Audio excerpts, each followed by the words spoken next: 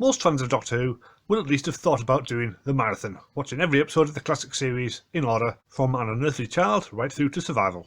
We're not talking about the new series here, that's a lot easier to watch. I tried it myself a few years ago, but I only made it as far as Food from the Deep before giving up.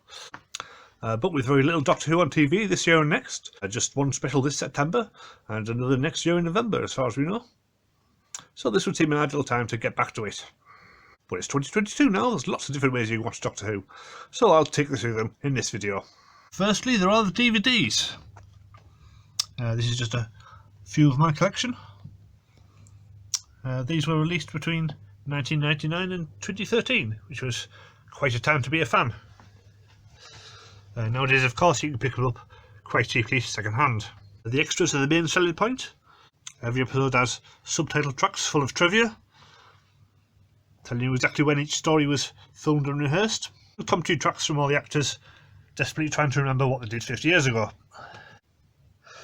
And plenty of behind the scenes documentaries as well. So they make for a great package. And not every story has been released. There still remain gaps in the archives. There's still many early black and white episodes where you can only listen to the soundtrack and look at production stills to try and guess what was going on.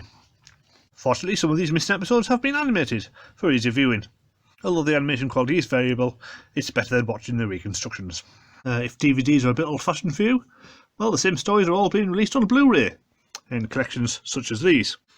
These are a lot more expensive, but you do get 6 or 7 stories at a time, plus even more extras than there are on the DVDs. I haven't bought any of them myself, as I already own most of the stories on DVD, but if I was starting my collection, this would definitely be the way to go. The drawback is only about half the seasons have been released.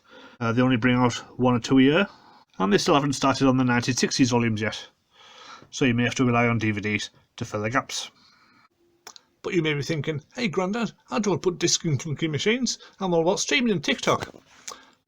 Well, that's no problem. Classic Doctor Who is streaming on BritBox. It's available in most English-speaking countries. There's a standalone app for it, or you can watch it through Amazon Prime if you're in the UK, like I am. They often do 99p a month deals, so it's worth holding out for them. They've got all 26 seasons covered, although of course there are some missing episodes from the black and white eras. But they do have an exclusive reconstruction of The Wheel in Space, which is not available on DVD as far as I know. It doesn't have any of the extras of the discs, just the stories, so if that's all you want, then it's pretty good value. Of course, watching a TV show from so long ago can sometimes be a bit of a chore. The pace is a lot slower than nowadays, the production values can seem rather cheap, and the quality of the writing and acting can vary a lot from story to story. So you may be tempted to give up, especially in the black and white era, and especially when the only way you can watch the episodes is through reconstructions.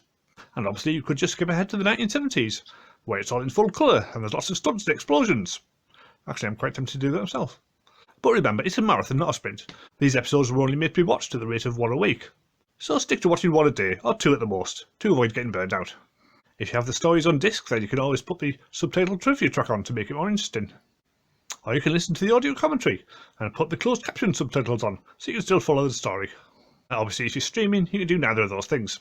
But to help you out, there are countless books available, where Doctor Who fans and experts alike have documented their own journey of watching every story, so you can follow along with them and pretend you have friends, or maybe that's just me.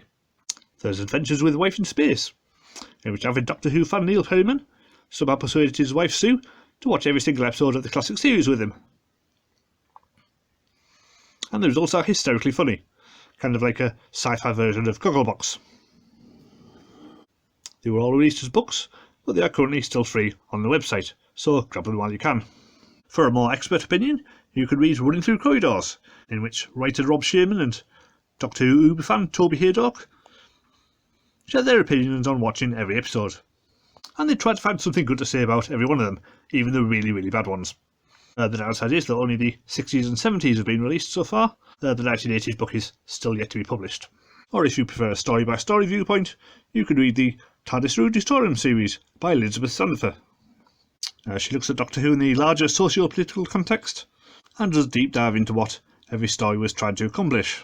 It can get a bit esoteric at times, but it's also very entertaining.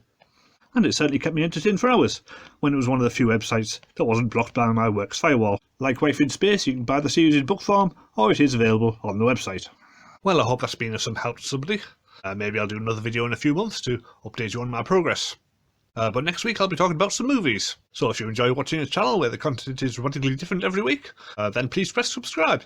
Or if you like this video in particular, press the like button instead. I'll see you next time.